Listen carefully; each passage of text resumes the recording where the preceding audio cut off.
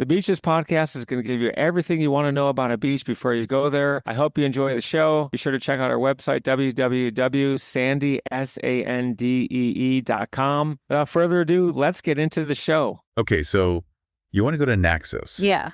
But you want more than just a beach vacation. Right. You're interested in the history and the culture and all the things that most tourists don't get to see. Absolutely. Sounds good. Yeah.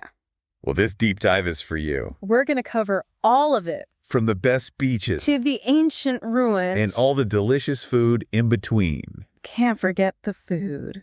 I'm excited to dig into this one. Me too. Naxos just seems like it has this magical combination. Yeah, it really does. Of like relaxation and adventure. You can find that perfect beach for just chilling out. Right. But then you can also explore these incredible historical sites. Exactly. Or hike through the mountains. And the food scene sounds incredible. Oh, the food is amazing. So let's start with the beaches. Okay. Naxos is famous for them. It's known for having some of the best beaches in Greece.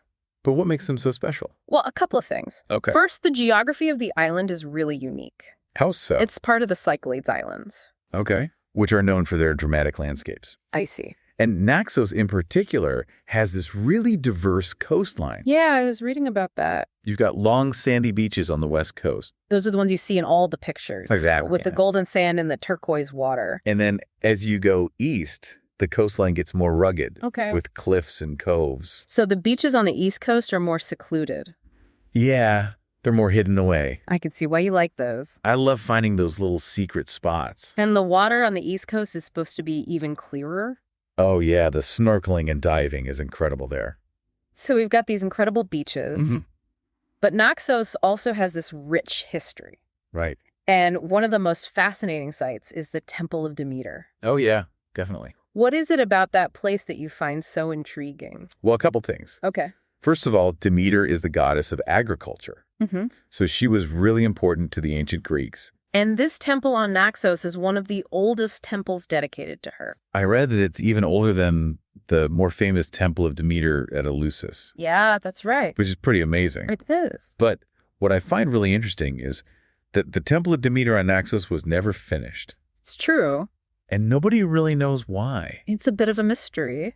Some scholars think there was like a shift in power. Yeah, maybe a new ruler came along. Or a change in religious practices. And they just abandoned the project. Others think it might have been intentional. That they left it unfinished on purpose. As some kind of symbolic gesture. It's fascinating to think about. It really is. Like, what were they trying to say? It makes you want to travel back in time. Yeah. And see what was really going on. And the location of the temple is just stunning. I bet. It's on this hill overlooking the Levati Plain. Wow. Which was like the breadbasket of Naxos. I can imagine the ancient processions. Bringing offerings to Demeter. To ensure a good harvest? Exactly. Okay, so we've talked about the beaches and the history. We can't forget about the food. I know you're a big foodie. Absolutely. And I'm sure you've done your research on the Naxian cuisine. Oh, yeah. What are some of the things we need to try? Well, first of all, you have to try the Graviera cheese. That's the one you mentioned before. Yeah, it's like a Greek version of Gruyere. But with a stronger flavor. Yeah, it's got this really nice tang to it. You can eat it on its own. Or use it in cooking. It's delicious, melted over pasta. Oh, yeah, that sounds good. And the produce on Naxos is supposed to be incredible. It really is. The island is so fertile. And they use a lot of traditional farming methods. So everything tastes really fresh and flavorful. Exactly. What else should we try?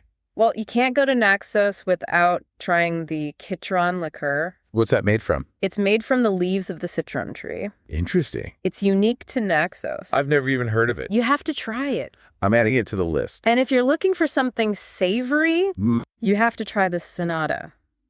What is that? It's a rabbit stew. Rabbit stew. It's slow cooked with tomatoes and onions. Sounds delicious. It's really hearty and flavorful. A perfect meal after a day of exploring. Absolutely. I'm getting hungry just thinking about it. Me too. Okay, so let's say I'm convinced. Okay. I want to book a trip to Naxos. Good choice. What are some practical tips for planning the trip? Well, the easiest way to get to Naxos is by ferry from Athens. Okay. There are frequent ferries throughout the day. And where should we stay? That depends on what you're looking for. Okay. You could stay in a family-run guest house. Those sound charming. They are? And more affordable. Yeah. Or you could splurge on a beachfront resort. There are some really luxurious options. And what about the best time to visit? Spring and autumn are great for hiking and exploring. Because the weather's not too hot.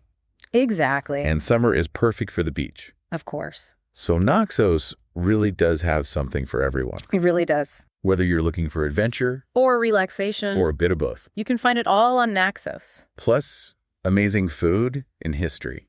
And don't forget the friendly locals. Oh yeah, the people are supposed to be incredibly welcoming. They are. It seems like Naxos has managed to retain its authenticity. Yeah, it really has. It's not just another tourist trap. It feels like a real place. With a deep connection to its history and culture. I think that's what makes it so special. I'm sold.